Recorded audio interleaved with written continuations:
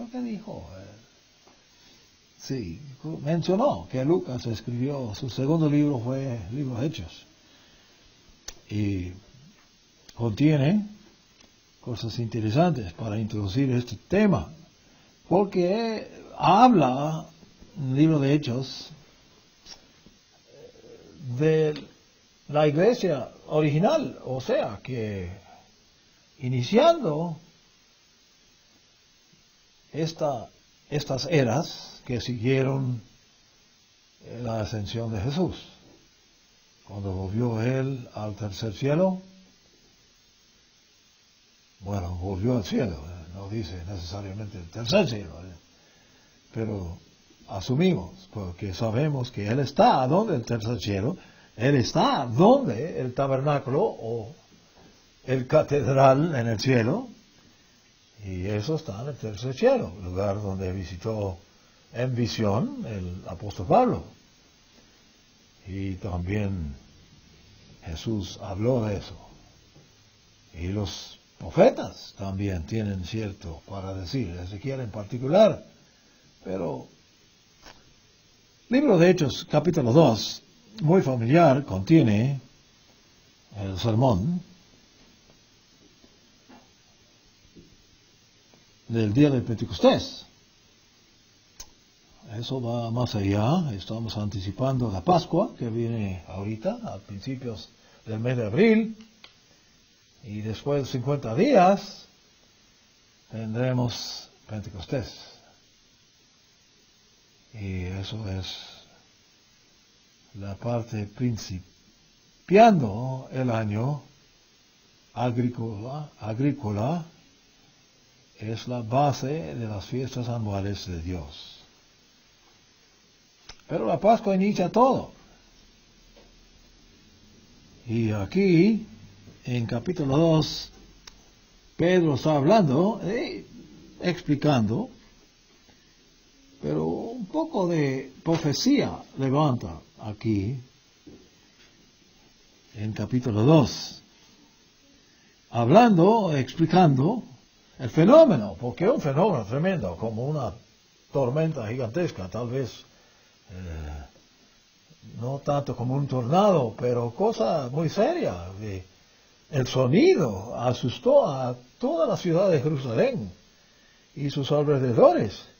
Y estaba llena de gente porque habían venido de todas partes, mencionado aquí al principio del capítulo, santos de Dios, gente de, bueno, no sé a qué distancia, dice que vinieron, versículo 9 dice que hay partos, medos, elamitas, los que habitamos en Mesopotamia, en Judea, en Capadocia, o Capadocia, no sé cómo se pronuncia, y en Ponto y en Asia. Bueno, Asia, no sé si habla de Asia grande como entendemos hoy, o Asia mediana, en Frigia y en Panfilia, en Egipto, eso sí es poco lejos, y en las regiones de África, otro continente, más allá de Cirene. Y romanos, aquí residentes en Jerusalén. Tanto judíos como prosélitos. Hubo cantidad de prosélitos entonces. Presente en esta ocasión. Gente no israelita que habían aceptado la verdad de los profetas y habían reconocido la mano de Dios en cosas humanas. Cretenses y árabes. Árabes. ¿Quiénes son los árabes? ¿Quiénes son hoy? ¿Dónde menos quedan? Y dice Pedro, les oímos hablar en nuestras lenguas, nuestros dialectos, nuestra manera de hablar, nuestras palabras, las maravillas de Dios. Alabando a Dios, expresándose en múltiples idiomas. Y dice el versículo 2, estaban atónitos todos. Y perplejos, por supuesto, perplejos, porque habían pasado tal vez varios días en esta ciudad y viajado largos viajes para estar presente, piadosos, queriendo celebrar las fiestas en el templo de Dios. Y repentinamente, escuchando palabras maravillosas en su propio idioma, pero bien saben que el que habla no es natural, no es un árabe, no es un natural de África, no, señor, pero de todos modos escuchan en su propio idioma. Bueno, eso es maravilloso, un don que dio Dios. Y sigue explicando el apóstol Pedro, poniéndose en pie en versículo 14, con los 11.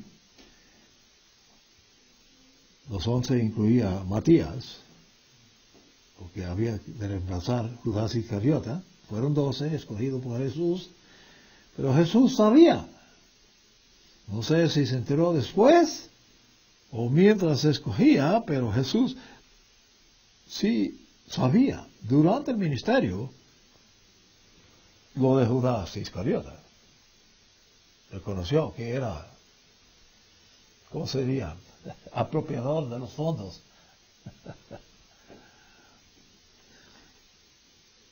De todos modos, se trató como todo lo demás.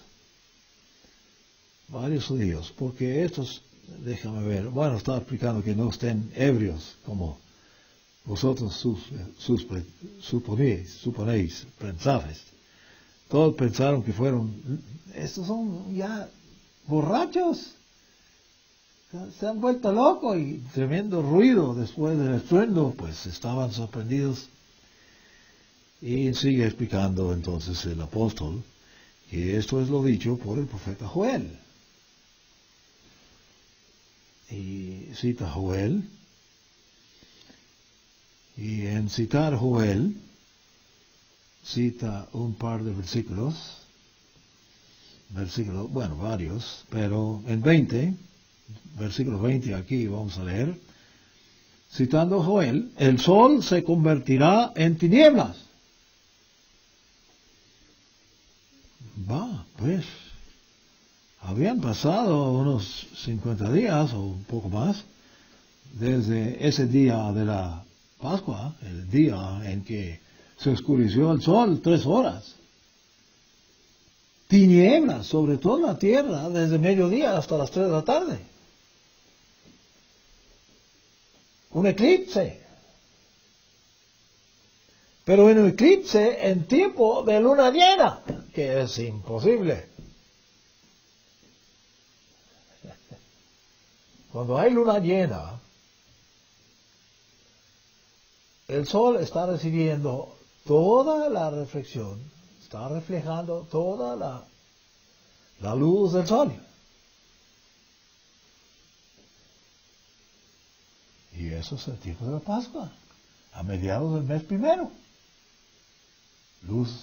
Luna llena, siempre acontece Pascua, luna llena. Igual el primer día de Tabernáculos, siempre acontece con luna llena. Y dura la luna el periodo de los 8 días de la fiesta, las 2 fiestas, la de primavera, la de otoño. Así es establecido. Bueno, esto he mencionado, era un milagro estupendo.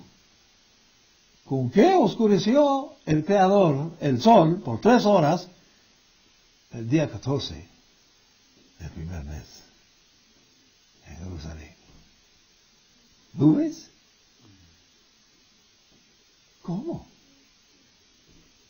Enorme milagro, ignorado por algunos individuos, traductores a propósito de las Escrituras a latín y también a español y a inglés. Notaron ese detalle. No, la gente se va a enterar que eso es imposible, que habrá un eclipse durante luna llena, así que vamos a traducirlo un poco diferente. No usaron la palabra eclipse, que dice el griego, pero dice eclipse. ¿Eclipse con qué? ¿Con la luna? Sí, claro, eclipse del sol. Tiene que pasar la luna entre tierra y sol. Puro día. Pero cuando es luna llena, no puede ser. Bueno, de todos modos, cita este apóstol, el sol se convertirá en tinieblas. Interesante, citando Joel. Y la luna en sangre, porque así es. De noche, cuando la tierra pase entre el sol y la luna, se ve la luna muy rojo. He tomado fotos. Es interesante. Y es cosa, quién sabe qué, da un sentido raro, ¿no? Mirar a la luna y se ve que parece muy cerca la luna. Porque no es tan brillante, reflejando tanta luz. Y color muy rojo. Y resulta que este año, 2015, y yo creo que el año venidero también. No, el año pasado. El año pasado y sí, 2014 y 15, 4 veces en un solo año acontece lunas rojas. Y precisamente caen en los días santos anuales de Dios. Y los protestantes, los más estudiosos, se han dado cuenta. Están asustados. Por supuesto, los primeros, tal vez, para mencionarlo públicamente, fueron los, ¿cómo se llama? Los judíos mesiánicos. Pero yo escucho esa mención por estos televangelistas muy populares. Están diciéndolo. Reconocen que esto tiene que ser una señal muy significante. Tiene que ver con intervención de Dios. ¿Cómo es que estos profetas, como Joel, supieron estos eventos en avance, siglos en avance, antes que venga el día del Señor? La luna en sangre antes que venga el día del Señor. Escrito aquí palabras de Pedro en Hechos. Y vamos a volver a Joel al momento. Grande y manifiesto. Un día grande y manifiesto. Venidera. Más y más, día por día. El mundo religioso, por supuesto los ateos no hacen caso, pero los religiosos están poniendo atención. Y todo aquel que invocare el nombre del Señor. ¿Cuál es el nombre del Señor? Nosotros sabemos. No sé si todos los chinos saben, pero nosotros sí sabemos. Es Jesús. Jesús de Nazaret será salvo. Será salvo. Todo aquel que invocare el nombre de Jesús será salvo. Implica que todo ser humano que es dispuesto, en vista de los eventos, invocar el nombre de Jesús será salvo.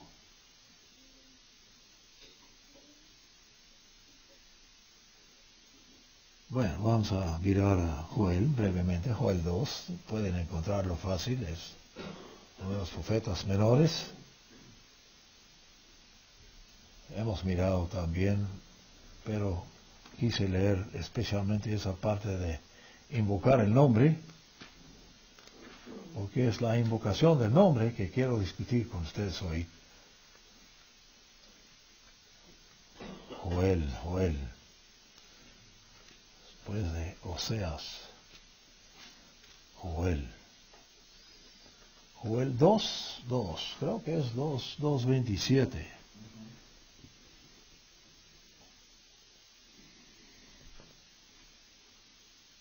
Y conoceréis que en medio de Israel, interesante, menciona Joel, Israel. ¿Quién es Israel? Bueno, todo el mundo piensa que hoy día la iglesia es Israel. Bueno, sí, y Jesús es Israel, aunque es judío. De todos modos, en medio de Israel estoy yo. ¿Ves que debe estar realmente en letras rojas? Y que yo soy eterno vuestro Dios. Yo soy Jehová, vuestro Dios. Y no hay otro. Dicho por el mismo eterno. No hay otro. Bueno, hay muchos dioses. Pero está diciendo que para vosotros no hay otro Dios. Y mi pueblo nunca jamás será avergonzado. Después de esto,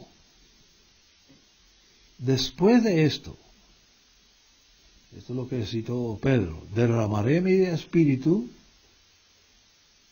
sobre toda carne,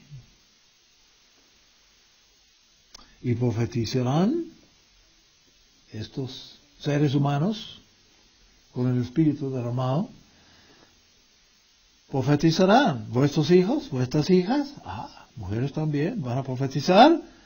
Vuestros ancianos soñarán sueños y vuestros jóvenes verán visiones. Jóvenes. Wow. Y también sobre los siervos. ¿Qué quiere decir siervos? ¿Quiénes son los siervos? ¿Los empleados? No. Son los esclavos. ¿Habrá esclavos? ¿O se abolió esclavitud completamente en el mundo tierra?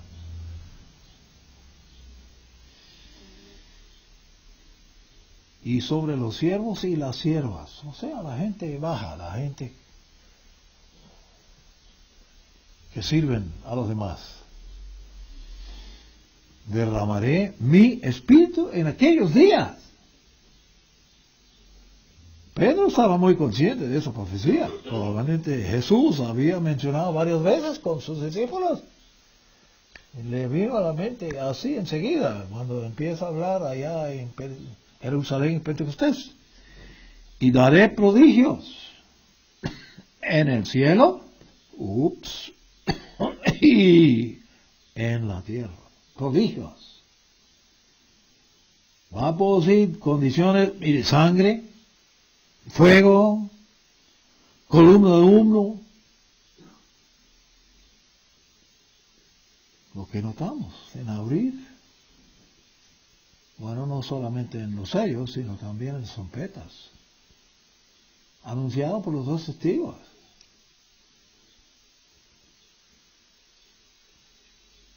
El sol se convertirá en tinieblas.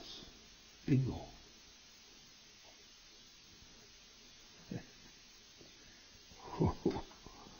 Pero no hemos visto nada igual a lo venidero.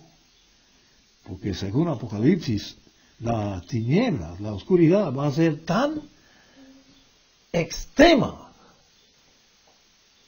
que va a doler, dolerá en el cuerpo, causará que duele. La oscuridad duele. causa que el cuerpo humano duele, según el apóstol Juan. Y la luna en sangre. Antes que venga el día grande y espantoso de Jehová. Bueno, el día grande y espantoso es lo que anticipamos al final, el último año.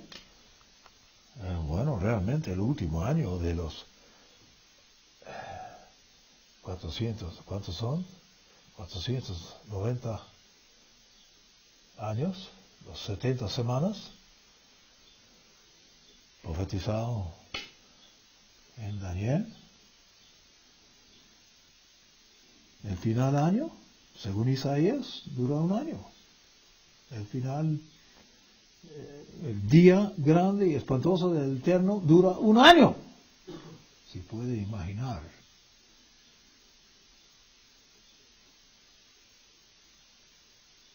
Y todo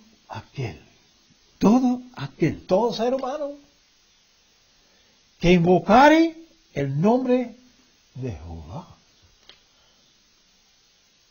No dice Jesús, dice Jehová. Bueno, realmente es el nombre del Dios de Israel. El mismo ser que apareció en la zarza a Moisés. Será salvo. Invocar el nombre, salvo. No invocar el nombre, no salvo. No sobrevive. No será rescatado.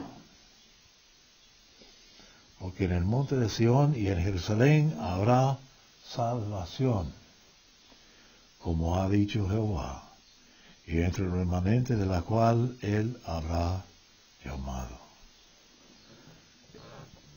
El remanente al cual habrá llamado. Muy interesante profecía. Bueno, vamos a volver a Hechos 3, porque lo que quiero discutir está principalmente en Hechos, porque tiene que ver con la actividad de la iglesia, porque los eventos que siguieron el día de Pentecostés involucró los llamados, los que se convirtieron, los que reconocieron la autoridad de Dios y acudieron. Capítulo 3, déjame ver. Pedro y Juan, interesante que esta combinación. El mayor de los apóstoles, los 12, y el menor, Juan. Subían juntos al templo a la hora novena. ¿Qué es significante de la hora novena?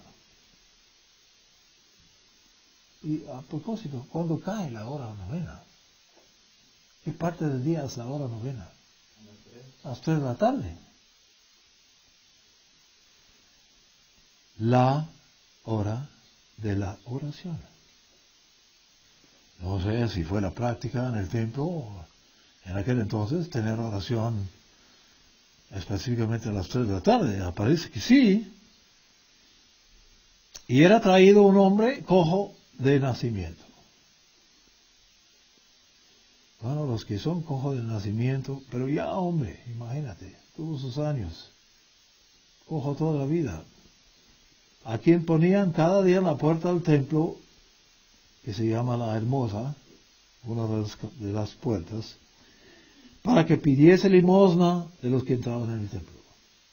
Así que esa práctica estaba en marcha en el tiempo de este evento, lo que seguía a Pentecostés, el año 30 de esta era. Este individuo, el hombre, ya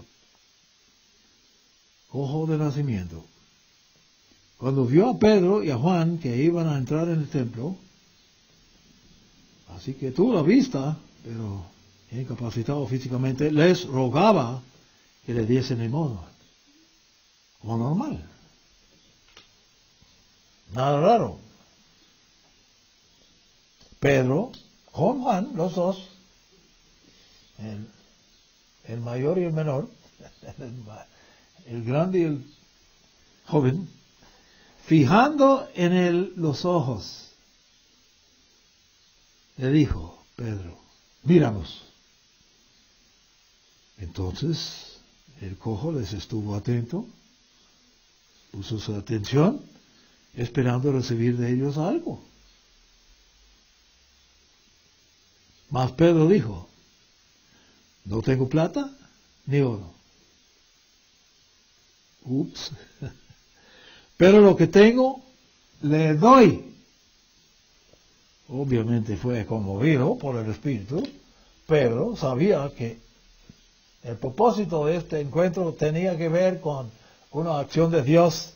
Iba a sanar a este hombre al estilo de Jesús.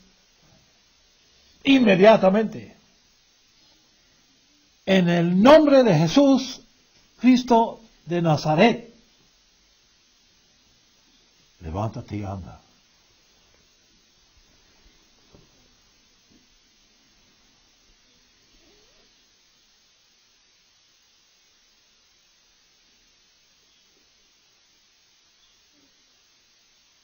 Y tomándole por la mano derecha,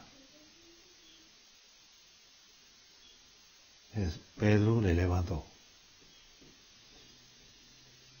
Y al momento, según Lucas, yo creo que Lucas fue muy fiel en acumular estos detalles.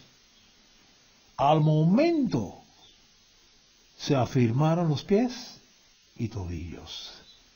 Y saltando, se puso en pie y anduvo. Y entró con ellos en el templo, inclusive andando y saltando, me imagino, brincando, de puro gozo y alabando a Dios. Qué milagro más significante. Y todo el pueblo le vio andar y alabar a Dios.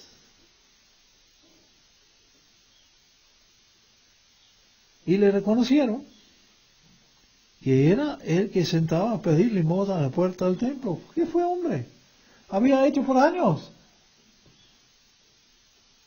Y se llenaron de asombro y espanto por lo que le había sucedido.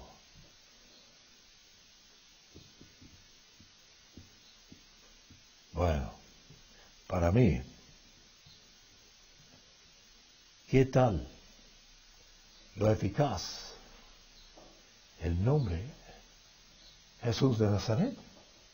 ¿No lo dijo? Dice Pedro, según doctor Lucas, dijo Pedro, en el nombre de Jesús, Cristo de Nazaret.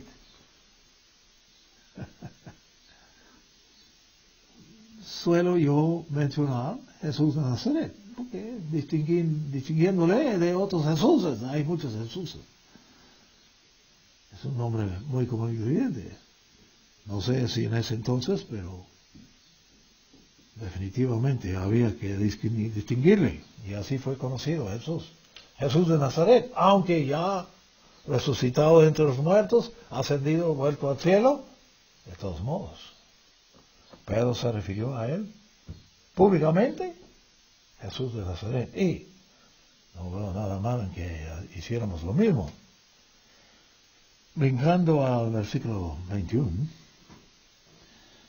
menciona, sigue hablando Pedro, déjame ver, él volvió,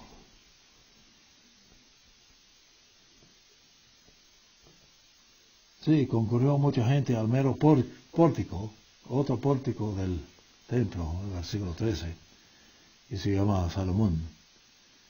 Y viendo esto, Pedro respondió al pueblo y empieza a hablarles. Y excelente tratado de cosas por Pedro, pero quise enfatizar lo que dice en versículo, creo que es 21. Déjeme leer.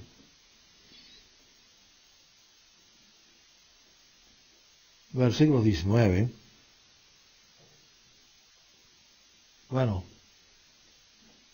déjame leer 18, porque pero Dios, se refiere a Dios, que quiere decir Elohim, Dios, Theos en griego, y supongo que Pedro estaba hablando en griego, fue lengua franca en el entonces, en Palestina. Dios ha cumplido así lo que había antes anunciado, lo que Dios había anunciado por boca de todos sus profetas. Y eso hemos estudiado varias veces, ¿no? Hemos mostrado en Jeremías, en Isaías, en demás profetas, Zacarías y tantos detalles de la vida de Jesús. Moisés escribió de mí, dice Jesús. Claro, hemos leído donde Moisés escribió de Jesús, específicamente. Que Jesucristo había de padecer. Eso es un secreto que no se dieron cuenta. Los que fueron peritos en la materia de las profecías, no les había percatado que viene el Mesías y esperaban que tomara control mundial, pero no les penetró el coco que había de padecer. Eso no cuadra con las anticipaciones. Pero los profetas sí anunciaron que había de padecer. Y ese secreto estaba muy consciente Pedro y Juan, sobre todo los apóstoles, ellos más que los demás. Así que, siendo eso el caso, de que fue anunciado a través de los siglos pasados por los profetas de Dios, arrepentidos y convertidos, para que sean borrados vuestros pecados. Porque sin tenerlas borradas, no hay esperanza de vivir.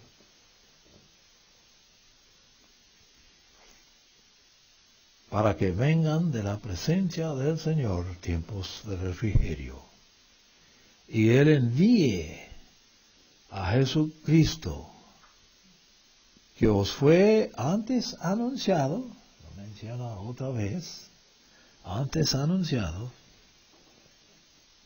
a quien de cierto es necesario que el cielo reciba hasta ¿cuándo? ¿Ha regresado Jesús? El señor Robert Ardis de Sur Carolina está anunciando desde el año 97 que ya regresó Jesús a la iglesia como un ladrón en la noche, a él. E inició el día del Eterno. Octubre, no me acuerdo cuál día de octubre, año 97. Sigue publicándolo, me sorprendió. Yo pensé que con tiempo, tal vez dándose cuenta, ¿no? Después de 7 o 10 años, se dejará de eso. No, sigue publicando. Ay. Hasta los tiempos de la restauración de todas las cosas. Eso está inminente. No ha acontecido. De que habló Jesús por boca de sus santos profetas, que han sido desde tiempo antiguo.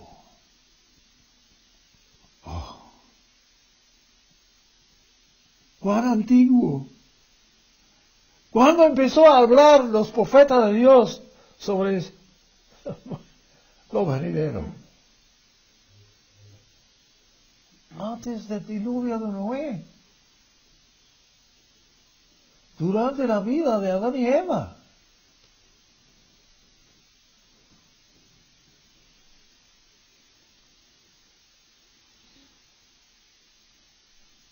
desde tiempos antiguos.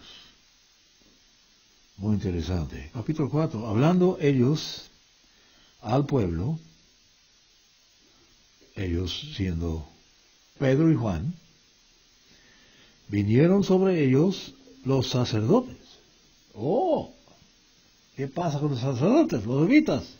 Bueno, realmente sacerdotes fueron descendientes de Aarón, de la línea de Aarón. Y con el jefe de la guardia del templo y los saduceos,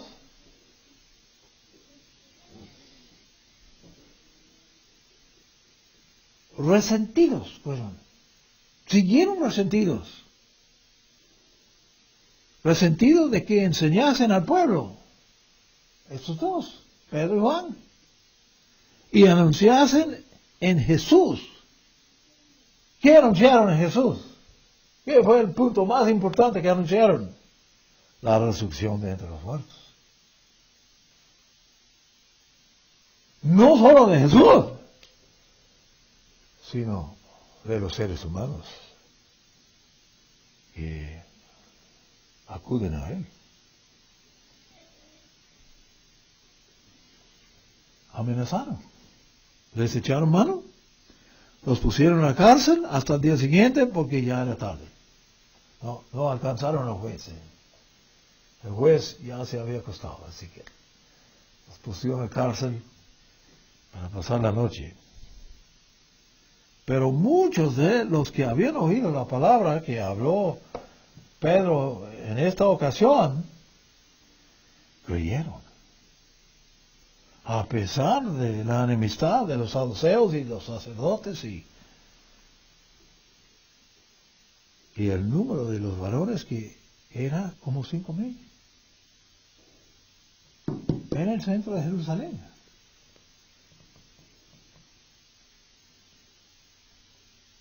Extraordinarios eventos. Vamos a brincar al verso 21.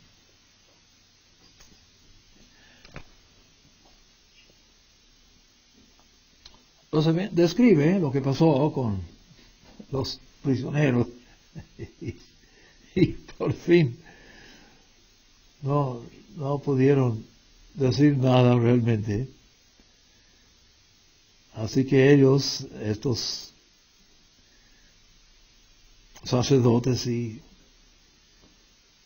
gente religiosa que les había causado que se encarcelan, entonces les amenazaron y les soltaron a Juan y Pedro, no hallando ningún modo de castigarles, porque no hubo nada para inculparles. Por causa del pueblo no hicieron más, porque muchos creyentes, muchos estaban completamente de acuerdo con lo que decía Juan y Pedro, porque todos glorificaban a Dios por lo que se había hecho. Demasiado milagroso, ya que el hombre en quien les había hecho este milagro de sanidad, el hombre, para que sepan que fue hombre, que fue sanado en la puerta del templo por Pedro y Juan, tenía más de 40 años. Por supuesto, totalmente. ¿Cuántos años? ¿40 años? Bueno, no, de nene tal vez no le tenían ahí, pero después de que maduró, yo he visto muchos pidiendo limosna con nenes de 2, 3 semanas. Menos de 3 años, 2 años, la mayoría de 1 año. Y les endrogan, que parecen horrible. Todo es para pedir limosna. Pero este hombre estaba ahí, tenía más que 40 años. Extraordinaria lo que hizo Dios ahí. Bueno, quiero llegar a otro versículo un poco más adelante. Vamos a seguir leyendo. Es interesante. Son los hechos. Escrito por el doctor Lucas. Puestos en libertad, vinieron a los suyos, a la iglesia, y contaron todo lo que los principales sacerdotes y los ancianos les habían dicho, amenazándoles, y ellos, habiéndolo oído, alzaron unánime la voz a Dios.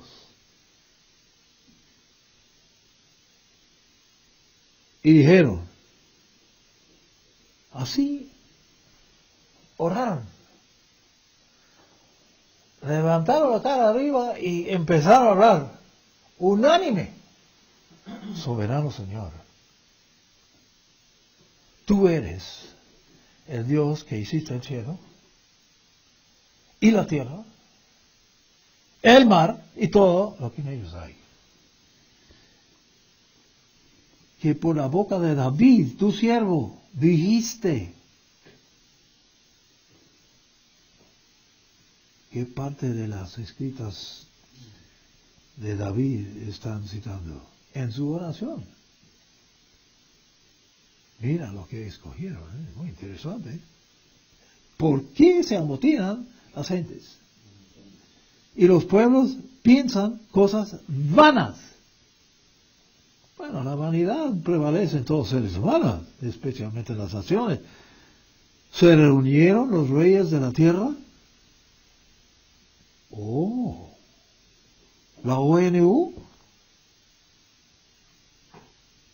Sí, pues. Los príncipes se juntaron en uno. Interesante expresión, ¿no? La ONU. Contra el Señor. ¿Contra? Y contra su Cristo. Su Mesías. ¿De qué hablan? Hablan del mero Mesías, hablan de Jesús de Nazaret. Y es escrito la profecía en tiempo pasado. Y por eso tal vez se malentienden.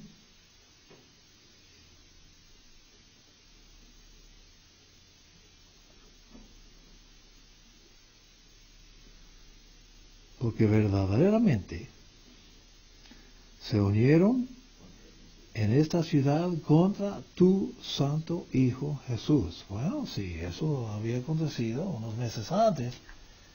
Y el evento de que se convinieron en procurar su ejecución.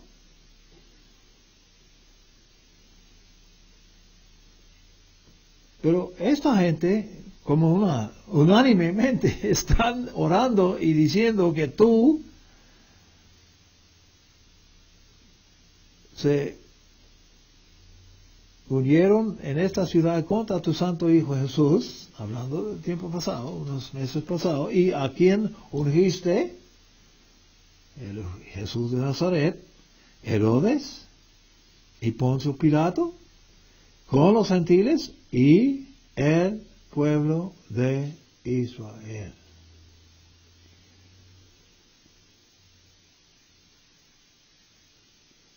Para hacer cuanto tu mano y tu consejo, para hacer cuanto tu mano y tu consejo había determinado que sucediera.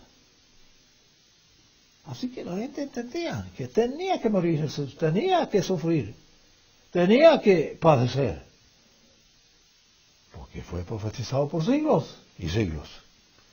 Y además, que ellos habían visto con sus ojos.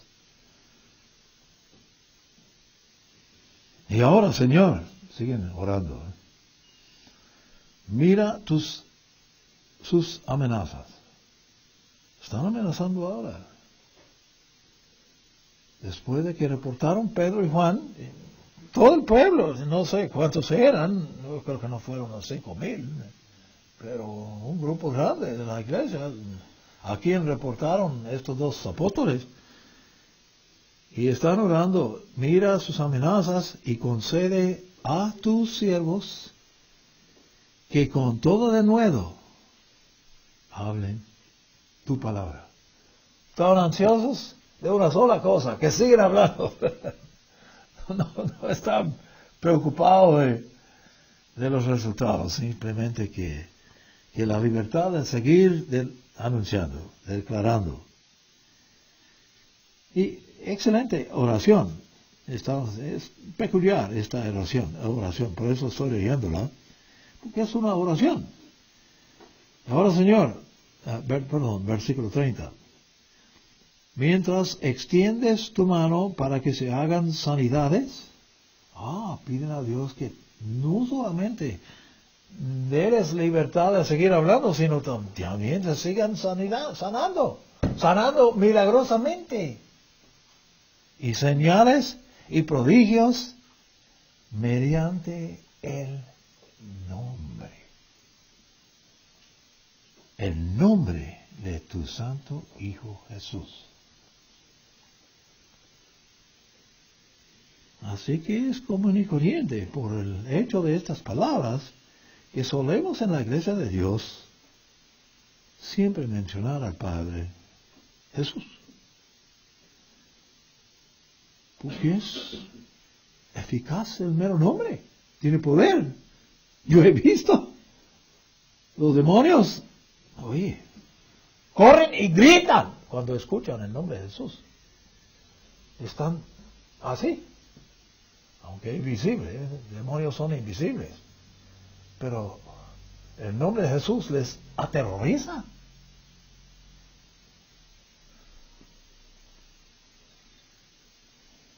Cuando hubieron orado, versículo 31, miren lo que pasó después de esta oración en unión.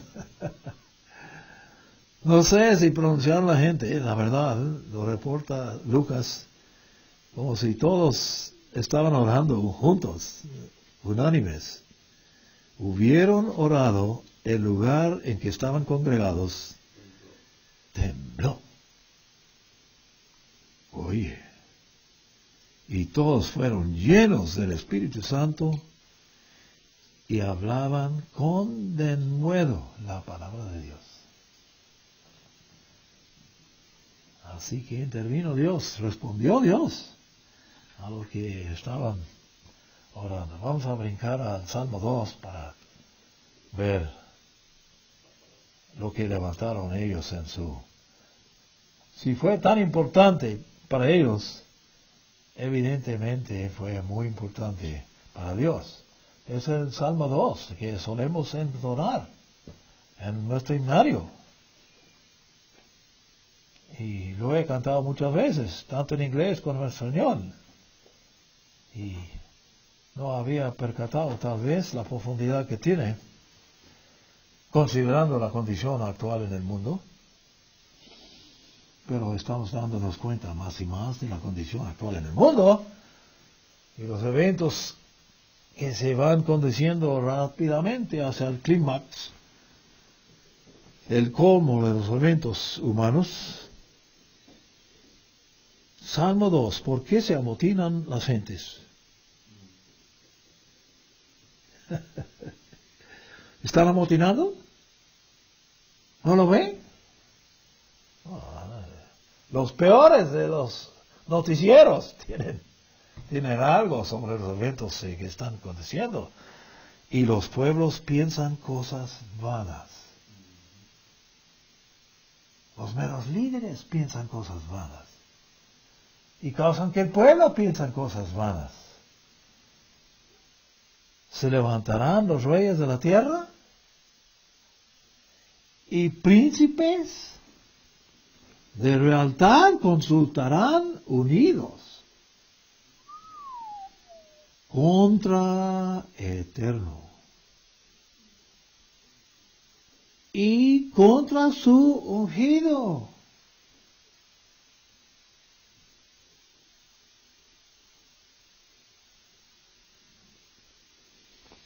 ¿Esto es futuro todavía? ¿Es contra el ungido de Dios que están ¿Amotinando? Definitivo.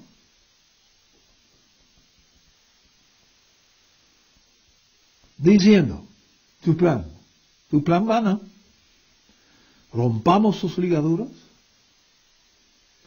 y echemos de nosotros sus cuerdas. Oh, ¿qué control tiene Cristo de ellos? La conciencia. Hay cierta conciencia sobre Cristo, por lo menos en el mundo occidente. Ahora, del oriente, pues no tengo mucho conocimiento. No he visitado Rusia, tampoco China. Mis padres han visitado China, mi nieto ha visitado a China, pero yo tengo poco conocimiento. Sé que han habido muchos misioneros que han ido a China, misioneros cristianos. No sé a qué nivel el conocimiento del verdadero Cristo, pero sus planes vanas incluyen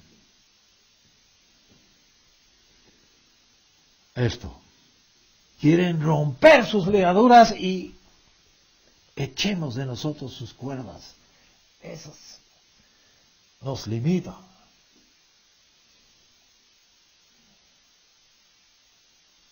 Y sobre los planes actuales, ¿qué dice Dios? Versículo 4.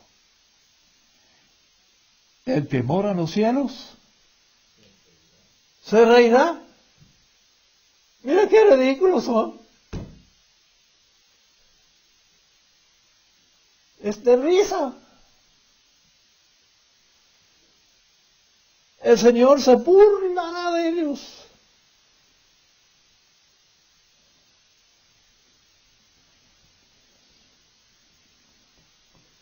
Antes de que les hablase en su furor el día del Eterno, el último año, y los turbará con su ira.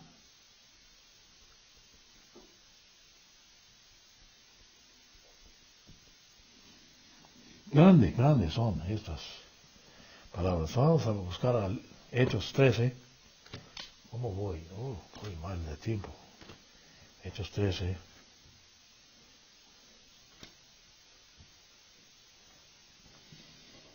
Trece, 16, declaraciones del apóstol Pablo. Entonces Pablo, levantándose, hecha señal de silencio con la mano, y dijo, no sé, yo creo que Pablo no tuvo una voz como Pedro.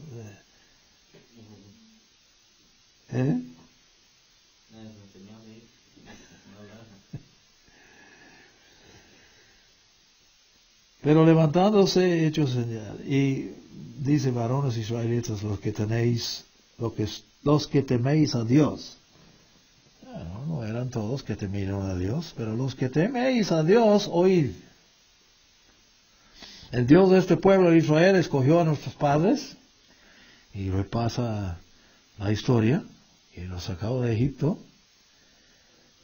Por un tiempo de 40 años los soportó en el desierto, versículo 18, y habiendo destruido 7 naciones en la tierra de Canaán, destruido, les dio en herencia su territorio.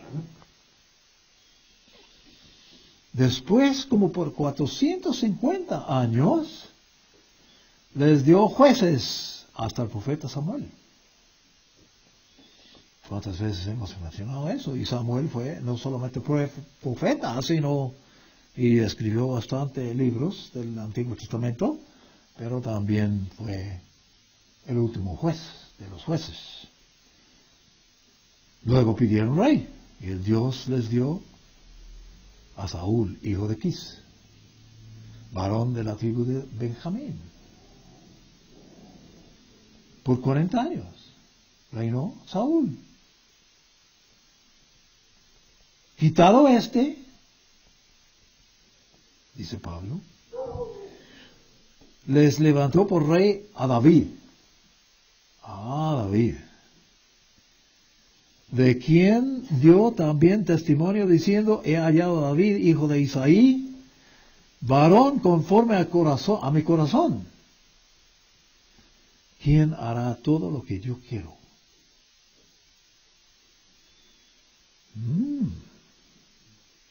De la descendencia de este David de Isaí, y conforme a la promesa hecha desde el huerto de Edén, Dios levantó a Jesús de la línea de David por Salvador a Israel. Muy interesante el viaje, muy interesante las genealogías, las dos genealogías, la de María y la de José. Abrazo de Jesús. Uno en Mateo, otro en Lucas.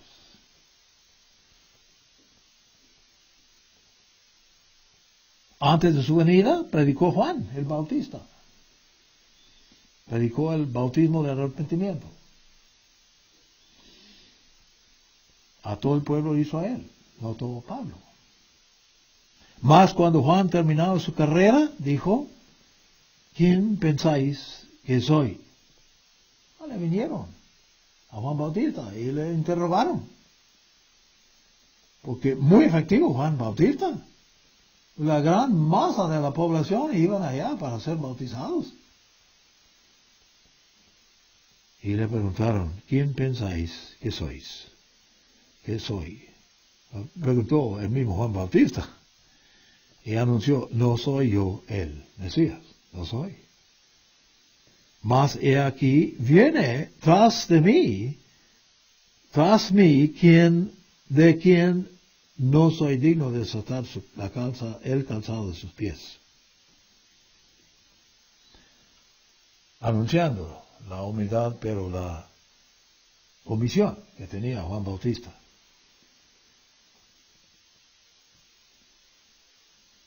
Extraordinario.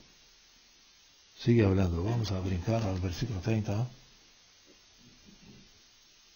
Bueno, 29. Habiendo cumplido todas estas cosas, todas las cosas que de él estaban escritas sobre Jesús.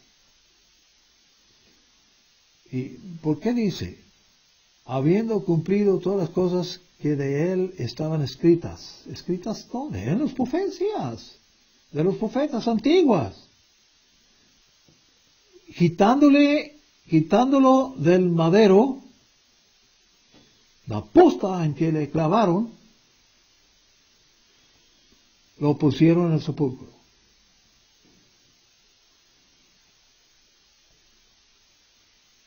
Mas Dios le levantó de los muertos. Ahora, eso es el secreto del plan de Dios. Yo he sugerido a algunas personas discutiendo que se me hace que este factor fue ignorado por Satanás. Satanás pensó que victoria por fin había procurado la muerte de Jesús. 3 días y noches se levantó de entre los muertos. Como el mundo van a pensar que han vencido por fin esos dos enemigos que han causado tanta miseria, tanta aflicción.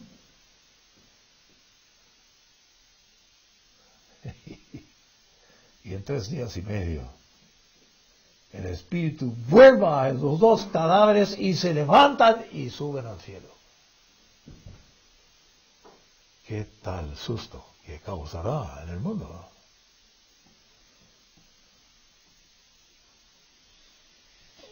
Bueno, sigue diciendo Pablo, déjame ver, el versículo 33, anunció aquella promesa hecha a nuestros padres, la promesa la cual Dios ha cumplido a los hijos de ellos y a nosotros resucitando a Jesús. Como está escrito también en el Salmo 2, van nuevamente al 2 Salmo. ¡Qué maravilla! Muy popular ese salmo. ¿Tiene que ver con hoy día? Yo creo que han percatado. Los planes vanos del mundo, de los príncipes del mundo, los reyes del mundo, mi hijo eres tú, yo te he engendrado hoy. Bueno, eso es otra parte del Salmo 2, de 7 a 9. Tengo mucho más, yo creo que se me va el tiempo. Quisiera déjame mencionar Apocalipsis 8, porque es importante. La oración unánime de la iglesia, cuando reportó Pedro y Juan, después de la amenaza que recibieron, y lo ignoraron y siguieron hablando públicamente,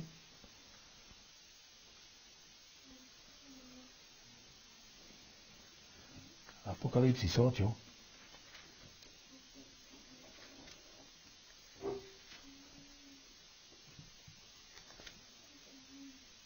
cuando abrió el séptimo sello.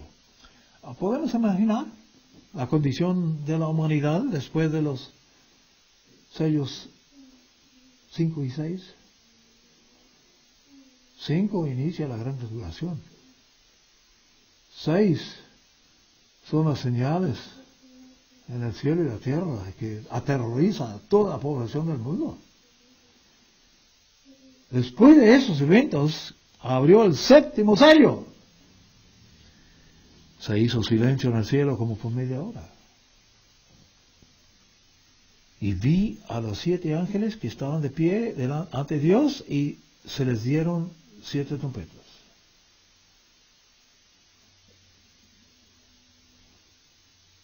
Bueno, vemos 7 ángeles, 7 trompetas, frente a Dios. Otro ángel vino entonces y se paró ante el altar. Obviamente está en la presencia del lugar santo, del templo, en el tercer cielo. Y con un incensario de oro se le dio mucho incienso para añadirlo a las oraciones de todos los santos. Sobre el altar de oro que estaba delante del trono. ¿Qué dice? Las oraciones de todos los santos son preservadas. ¿Sus oraciones son grabadas? Son mucho más importantes que parecía.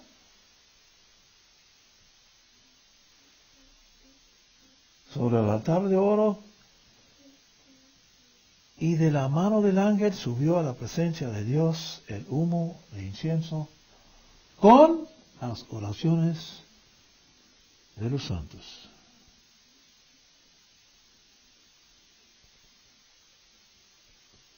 ¿Podemos imaginar la clase de oraciones que subirán en entonces del sello 5 y 6? ¿Van a ver? ¿Van a invocar el nombre de Jesús? A los que saben de ello, te garantizo que van a mencionar el nombre de Jesús. Los que no saben, pues no saben. Y el ángel tomó el incensario y lo llenó del fuego del altar y lo arrojó a la tierra. Y hubo truenos y voces y relámpagos y un terremoto. E inmediatamente los 7 ángeles les dispusieron a tocarlos. Esto es el inicio de las 7 trompetas. Paz con Dios viene con oración. Déjame brincar a Santiago. Voy a darles esto porque es el último versículo de Santiago 3. Muy interesante.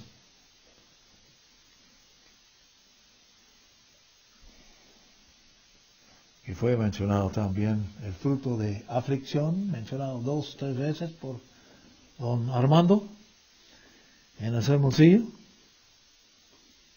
Y lo que dice.